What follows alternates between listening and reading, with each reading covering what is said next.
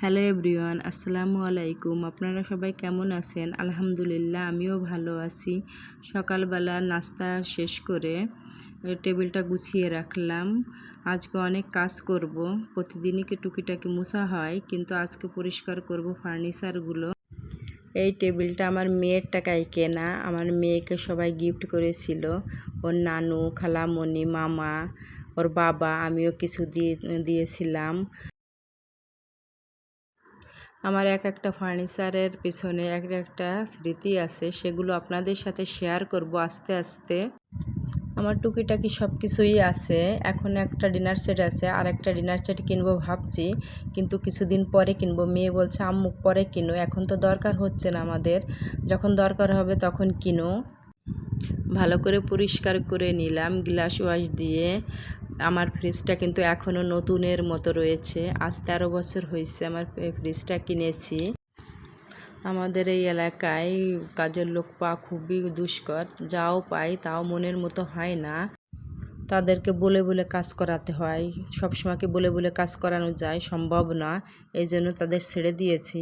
আমার বড় একটা ফ্ল্যাট, মুছতে ধুতে অনেক কষ্ট হয়, আমি অসুস্থ থাকি। তারপরে এখন কি করা যাবে বলেন, নিজের কাজ তো নিজেই করতে হবে। কোভিডের প্রথম সময় আমার ড্রেসিং টেবিলটা নেওয়া, কিন্তু খুবই বাজে দিয়েছে। প্রথম দিকে কালারটা সুন্দরই ছিল, কিন্তু আস্তে আস্তে কালচে হয়ে গেছে। দেখে তো খুবই মন খারাপ করছি। সে দোকানে গিয়েছিলাম, বলেছিলাম, বলল যে ঠিক করে দিয়ে যাবে বাসায় এসে, কিন্তু দেয়নি। ড্রেসিং টেবিলটা সুন্দর করে মুছে নিলাম। এখন হচ্ছে আমার মেয়ের ওয়ারড্রোবটা মুছে নেব।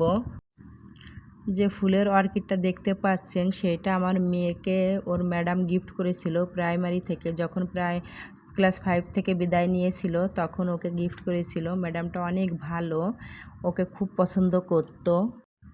এই খাটের নিচে আমি কোনো কিছুই রাখি না। মেয়ে ওর ভিতরে বই, গল্পের বই, মনীষীদের বই ঢুকায় রেখে দিয়েছে। কেলে দিয়ে কি বানিয়েছে তাও ঢুকায় রেখে দিয়েছে। বলেছে আয়নায় করবে, সেট করবে। আমি বলেছি যে না, আঠা দিয়ে আয়নায় সেট করলে আয়নাটা নষ্ট হয়ে যাবে। সে তো আমার কোনো কথাই শুনছে না। দেখেন, এই যে রেখে দিয়েছে। আমার খুবই খারাপ লাগে। ওর ব্যবহারের জিনিস খাটের আশপাশ দিয়ে ছড়িয়ে রাখে। ওর চশমা, ওর মাস্ক, মেজাজটাই গরম হয়ে যায়। ও বেশিরভাগ সময় টেবিলেই পড়ালেখা করে, কিন্তু ওর ব্যাগ ফ্লোরে রাখে, বই বিছনার উপরে রাখছে। সেগুলো দেখে মেজাজটা এমনি খারাপ হয়ে যাচ্ছে। এই ভিডিওটা করার জন্য কত চেষ্টা করতেছি, কিন্তু কারেন্ট যাচ্ছে আর আসতেছে, যাচ্ছে আর আসতেছে। কি করব ভেবে পাচ্ছিলাম না। এবার তো গরমে অতিষ্ঠ, ঘেমে নিয়ে একাকার। মেয়ের বাবার প্রিয় শখের একটা জিনিস আছে সোফা। তার অনেক দিনের ইচ্ছা ছিল একটা সোফা বানাবে। তার শখের সোফাটা মুছে রাখলাম সুন্দর করে। আমার রুমে যেখানেই তাকাবেন সেখানেই একটা ফুল থাকবে। আমার মেয়ে অনেক পছন্দ করে ফুল, তার ফুল অনেক প্রিয়। কিছুদিন আগে ঢাকা বনানীতে গিয়েছিলাম, সেখানে এক দোকানে ফুলের অর্কিড দেখে সে তো নেবেই, আমি দিব না। ওর বাবা বলল যে না দাও।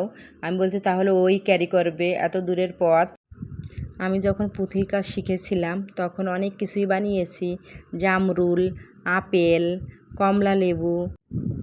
এই ওয়ারড্রোবটা আমার অনেক সুন্দর হয়েছে, কাঠটা অনেক সুন্দর। ও ড্রেসিং টেবিলও যার কাছ থেকে নেওয়া, ওয়ারড্রোবটাও তার কাছ থেকে নেওয়া, কিন্তু দেখেন একটা ভালো হয়েছে আর একটা খারাপ হয়েছে। এর মধ্যে আমার কিছু কাস্টমার ভাবিরা চলে আসলো, তারা 3 পিস দেখলো। এর রেড কালারটাই যেটা দেখতে পাচ্ছেন, এর রেড কালারটা নিয়েছে, আর কিছু গজ কাপড় নিল। ভিডিওটা এখানে শেষ করছি। আপনাদের যদি ভালো লাগে অবশ্যই একটা লাইক, কমেন্ট, ফলো করে দেবেন। সবাই ভালো থাকবেন।